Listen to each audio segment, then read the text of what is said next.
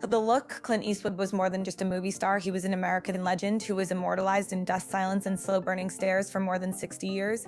Whether from behind a camera or a six-shooter, he spoke to generations without ever raising his voice, didn't just act, and endured. But now something has come to light that is more significant than any words he ever said. His final letter was quiet, handwritten, and private.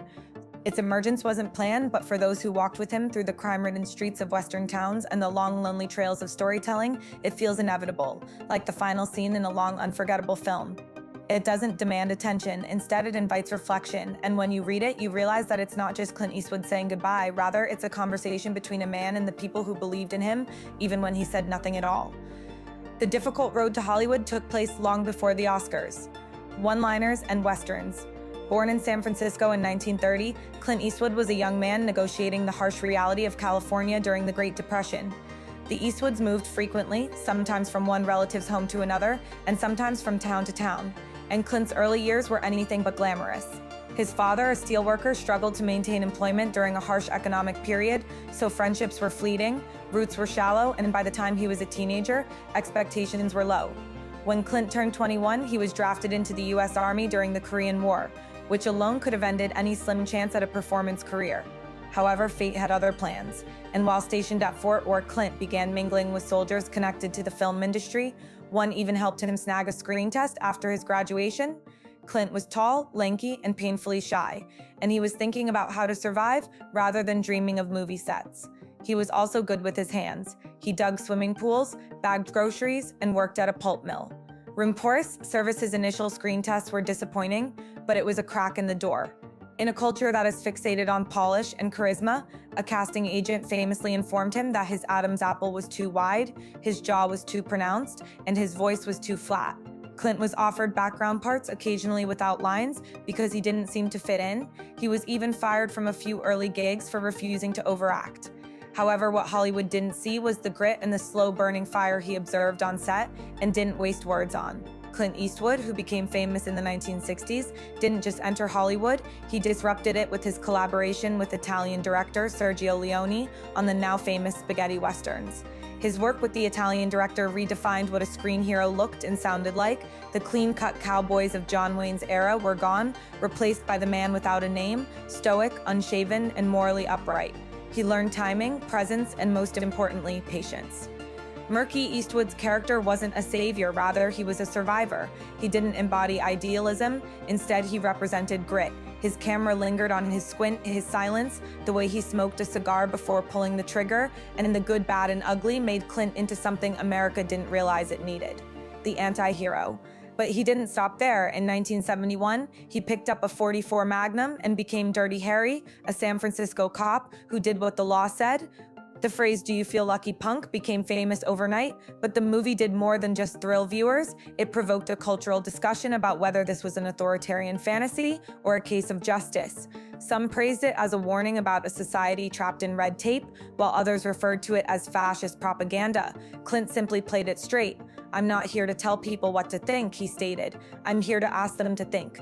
With that, Eastwood solidified his standing not only as a celebrity, but the same urge translated behind the camera as a provocateur who didn't care for comfort food. As a filmmaker, he addressed raging and atonement, and of course, the man behind the myth wasn't without flaws. Clint Eastwood's life off-screen was as complex and nuanced as the silence of grief in Mystic River, the ethics of assisted suicide in Million Dollar Baby, and the human cost of war from both sides in Letters from Eunomia and American Sniper. He developed a profession portraying men of conviction and control, while his personal life was frequently chaotic, complicated, and unconventional. He has fathered at least 8 children with several women, and not all of those relationships coincided with distinct timeframes. The tabloids had a field day portraying Clint as the lone wolf who lived by his own rules on screen and off, with lawsuits, whispered betrayals, long family silences, and romances that occurred. Some children didn't even realize they were his until they were adults. Flared out as fast as they caught fire, followed by the feuds between the actors who said he was tough, the producers who thought he was too unyielding, and the press who were annoyed by his circumspect interviews. Clint hardly ever replied in public, avoided social media arguments, and never attempted to clarify himself to those who didn't already understand him. But when his personal life aroused suspicion, his politics created controversy. Clint gave a now famous address to an empty chair at the Republican National Convention in 2012, serving as a symbolic stand-in for the then president. He once said, "You can't be afraid of offending people if you're telling the truth." Truth to him was never simple. It was earned, fading spotlight, quiet. When Barack Obama went viral, some thought it was strange, while others saw it as bold critics calling him out of touch, a relic from a bygone era trying to stay relevant. Memes exploded across the internet, and pundits picked sides, and the headlines were brutal. However, Clint didn't flinch. He never sought approval, and he never cared about being politically correct. The man who once carried a .44 Magnum and looked down on outlaws with a twitch of his eye started to live a gentler pace as the years passed. For the first time in decades, Clint Eastwood appeared satisfied not to be working. He wasn't eating, he wasn't retiring, he was just still. The sets became quieter, and the call sheets came less frequently. No red carpet appearances, press tours, or major production run. Ours previously directing Million Dollar Baby and Gran Torino back-to-back, the man now spends his days fishing in Carmel, strolling through the California hills, and seeing tiny towns. The focus had moved elsewhere, and he was content with that. He was reading more, watching the water more, letting the wind talk, and letting the silence settle. He utilized celebrity as a means to reach the next noteworthy tale, never as a destination. His most recent pictures arrived like whispers rather than roars. They weren't meant to take over the box office. Instead, they were introspective and intimate, occasionally polarizing and sometimes ignored. But they were always clearly fans of Clint Spare's honesty and steadiness. Questioned, was this what he did? Clint eventually chose to remain silent after a career of defying the system. The media conjectured constantly about whether his health was deteriorating or whether he was silently battling disease. Had Hollywood finally forgotten one of its last living legends? Was this the last ride? But those closest to him knew differently. Clint Eastwood had never cared about how the public measured time, while others sought roles, awards, and importance once more. He had always gone at his own pace, and now he was just living his life for himself. Not for the camera or the audience, but for himself. Feeling in the air, a sense of quiet tension. A sense that perhaps after everything he'd done, after all the noise, he still had one last thing to say. And then one day he wrote the letter in his own words, without any agenda, pretense, or countdown, just the truth. There were no studio logos, no PR spin, no teaser campaign, no farewell interview with a morning show host, just a quiet document that surfaced one morning and briefly stopped the world in Ron. Location. Clint Eastwood did something few legends ever dare. He opened his heart. The letter starts without drama, a punchy quote, or cinematic grandiosity.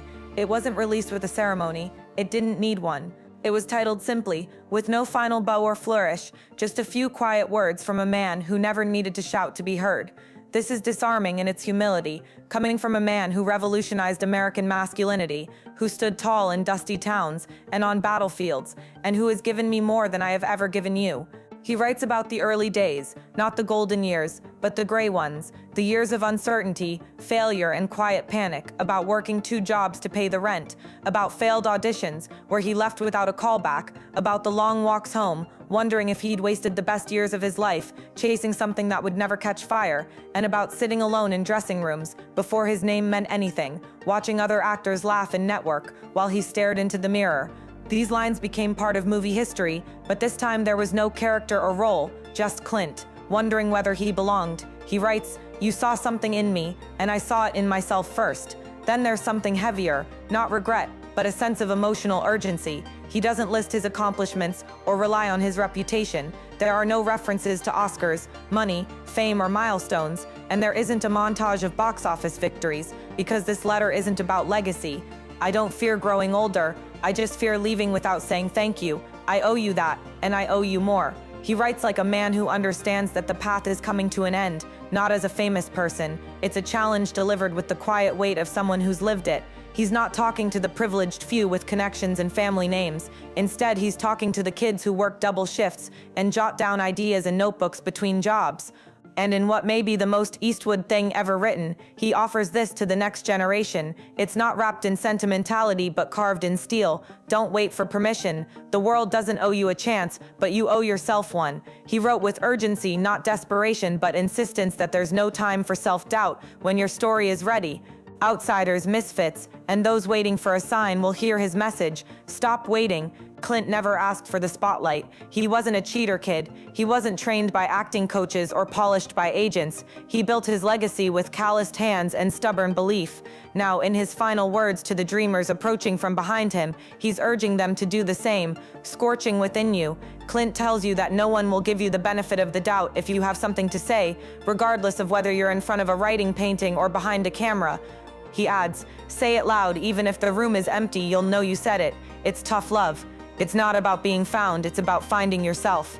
Gran Torino said it gruffly, but honestly, because he understands what it's like to be ignored, told no, and discarded. He also knows what happens when you fight. Take a chance, be brave, and share the story. Even if no one is listening yet, don't aim for fame. Instead, aim for purpose.